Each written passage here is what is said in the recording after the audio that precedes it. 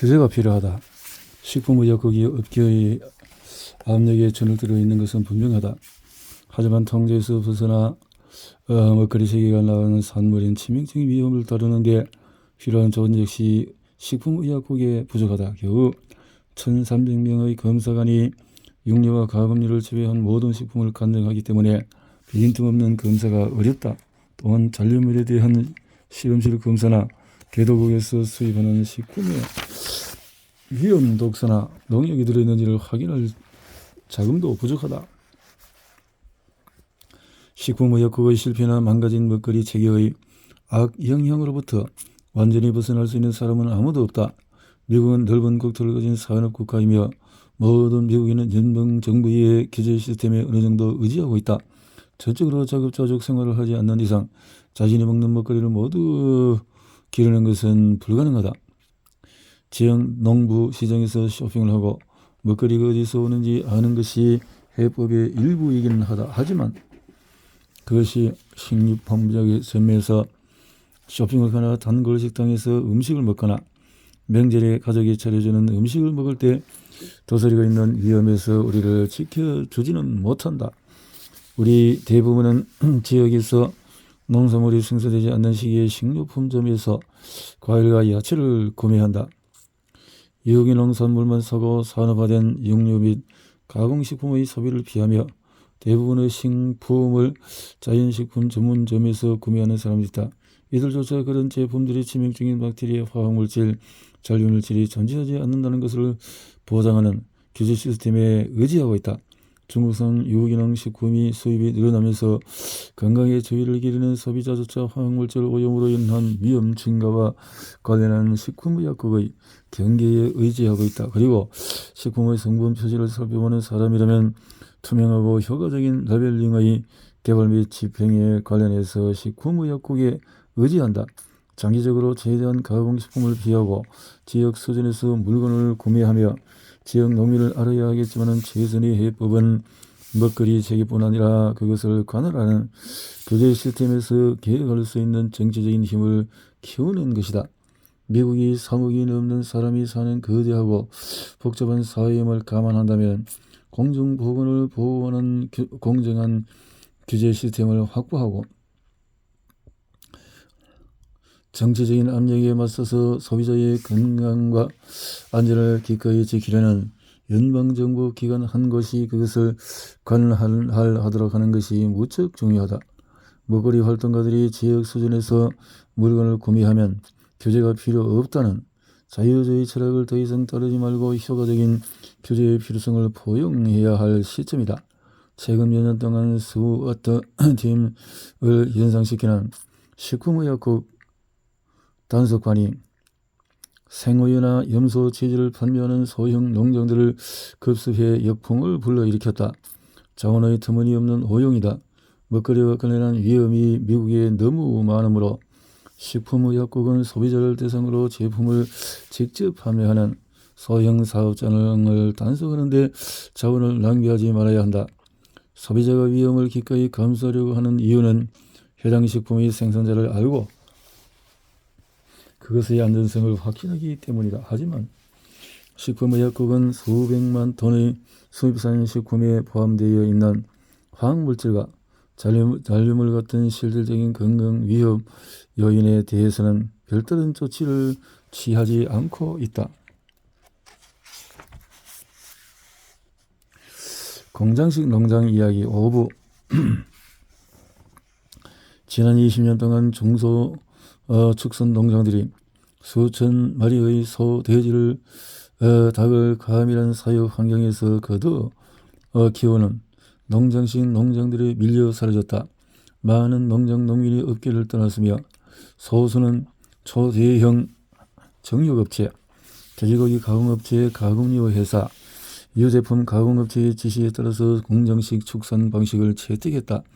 이처럼 크기가 커졌는데도 불구하고 많은 축산 농가가 생존에 어려움을 겪고 있다.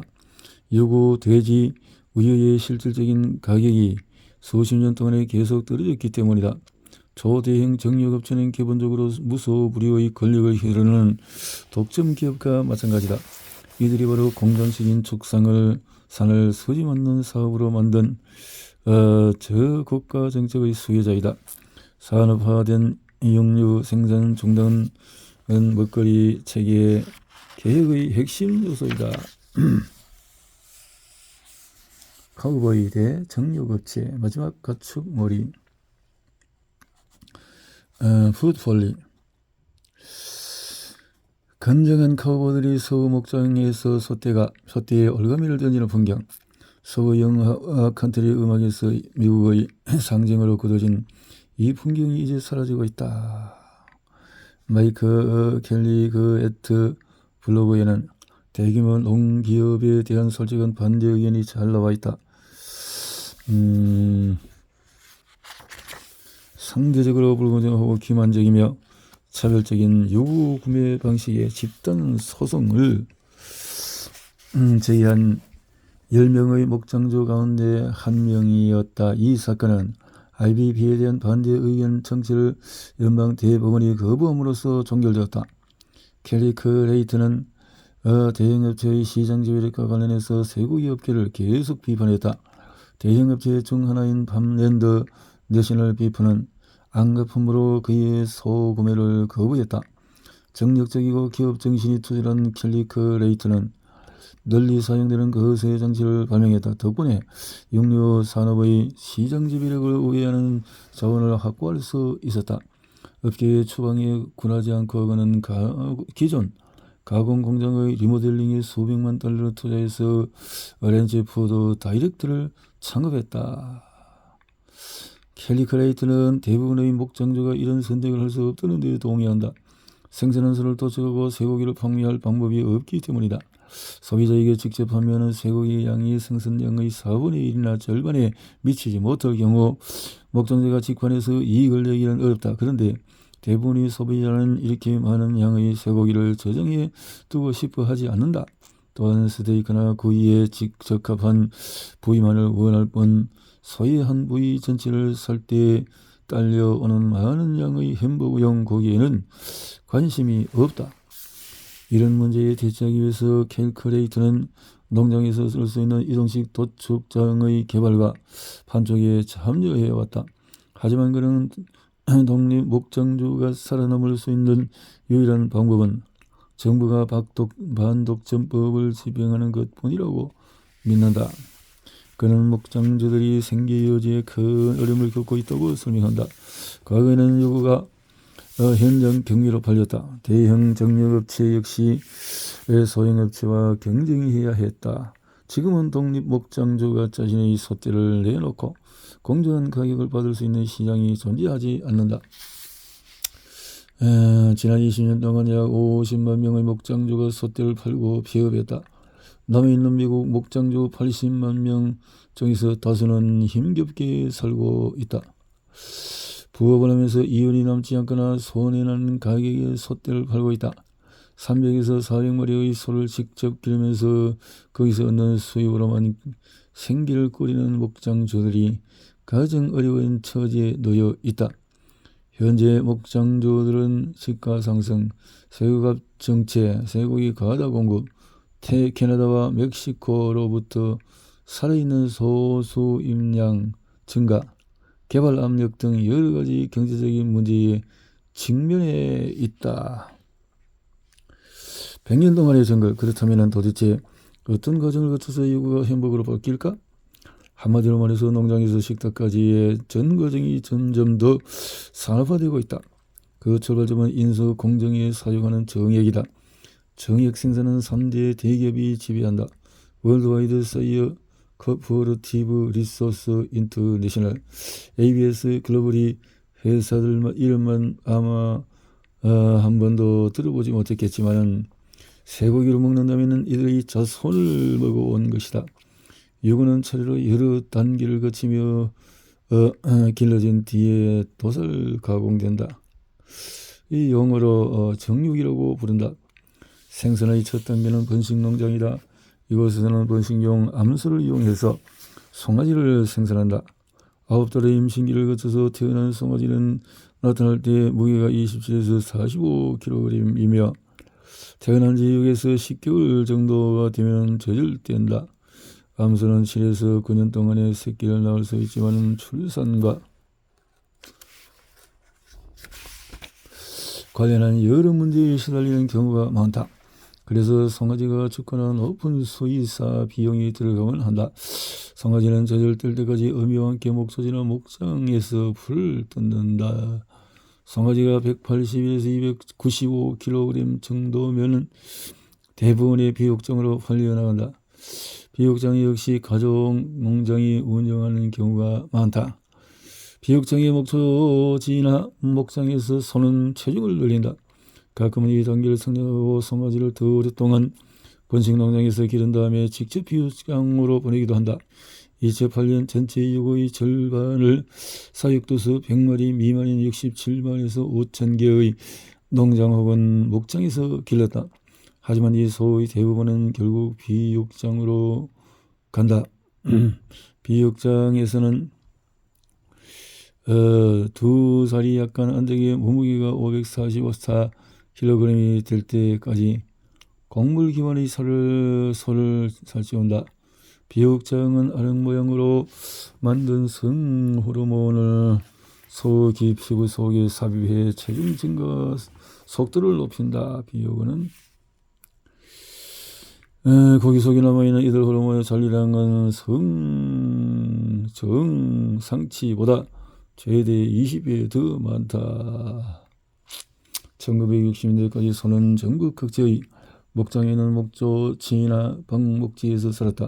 특히 텍사스 등 여러 주의 이게 시설의 향상으로 소 사료로 쓸 수 있는 대량의 곡물이 생산이 되었다. 소의 소화기관이 곡물이 아닌 풀을 소화하기 적합하도록 만들어져 있는지도 말이다. 1970년대가 되자 비육장이 소를 살찌우는데 가장 선호하는 방식이 되었다. 업계에서는 이 과정을 마무리라고 부른다. 이후에는 연구 및 개발로 곡물을 기반으로 한 특수 사료와 체중 증가를 위한 호르몬 주사나 소유의 몸에 삽입하는 호르몬제가 새롭게 등장했다. 지금까지 비육장은 1,000마리 미만의 소를 기르는 가족 소유시설에서 운영했다. 오늘날에는 수천 수만 마리의 소를 수 헥타르에 설치한 강철 우리에서 기른다. 우리가 200마리 안팎의 소를 몰아넣는다. 기계화된 사료 그위 시스템이나 트랙터로 사료를 채워 넣는 방식의 여물통으로 소를 먹인다. 소는 에탄올을 생산하고 남은 옥수수 부산물, 동물 부산물, 면실박, 꿀풀, 알팔파 등이 섞어 만든 사료를 먹으며 6개월을 보낸다. 고혈당 사료를 먹이는 목적은 고기의 지방이 점점 바뀐 마블링을 위해서다. 스테이크에서 느끼는 풍미와 또 부드러운 질감의 원천이 바로 마블링이다. 마블링.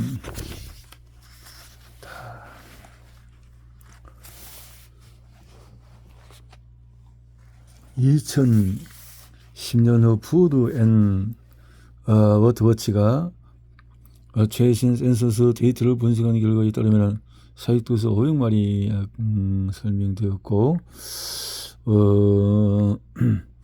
불행하게도 없던 싱클레어가 정글을 쓴 지 100년 이상이 지났지만 노동자, 소비자, 가축을 등한시하는 정유업계의 태도는 변하지 않았다. 1906년에 싱클레어는 가축 시장을 배경으로 삼아 시카고에서 자행되고 있는 이민자 확대를 폭로하기 위해 이 소설을 썼다. 그는 다음과 같은 유명한 말을 남겼다. 사람들의 가슴을 조져냈지만 예기치 않게 배를 타고 말았어요. 싱클레어는 정력 공장에서 몇 주간 신분을 속인 채 일하면서 그 엄청난 근로 조건을 경험했다. 당시 업계의 60%를 통제하던 5개 회사의 시장 지배력이 문제였다. 1919년 연방 거래위원회는 우드 윌슨 대통령의 요청에 따라 보고서를 작성했다. 1921년 의회는 정유업체 및 임시 시가 축수용 장법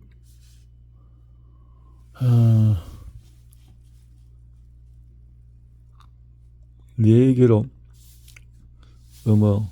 의 합병으로 4개로 바뀐 상태이다. 가축 시장에 딸린 공영 임시 가축 수용 시설을 규제하기 위한 PSA는 농부부 산하 기관이었다. 설립 목적은 정유업체와 가공업체가 생산자에게 불공정하거나 기만적이거나 올바르지 않은 차별적인 방식을 사용하지 못하도록 막는 것이었다. PSA는 가격 조정이나 통제, 독점 형성, 담합과 같은 반경쟁적인 행위도 금했다. 정유업체와 가공업체를 대상으로 한 농부부의 PSA 규정 집행은 일관되지 못하고 제한적이었다. 법의 일부 조항은 심지어 100년이 지난 지금까지 한 번도 집행되지 않았다. 그 후에 약 20년 동안은 정유업체의 힘이 약해지면서 2,000개 이상의 소규모 정유활동체가 활동했다. 하지만 2차 세계대전 이후에 대형 소매 체인들이 등장하면서 1980년대에는 합병을 향한 움직임이 활발해졌다. 합병이 진전되면서 육류 리콜은 인상이 되어졌다. 소고기 산업에서 일어난 또 다른 큰 변화는 상자육이다. IBP가 처음 시작한 상자육은 정력 풍경에서 도축한 소를 조각낸 뒤에 진공 포장의 백에 남아 도매 업체, 슈퍼마켓, 패스트푸드 식당에 배달하는 것이다.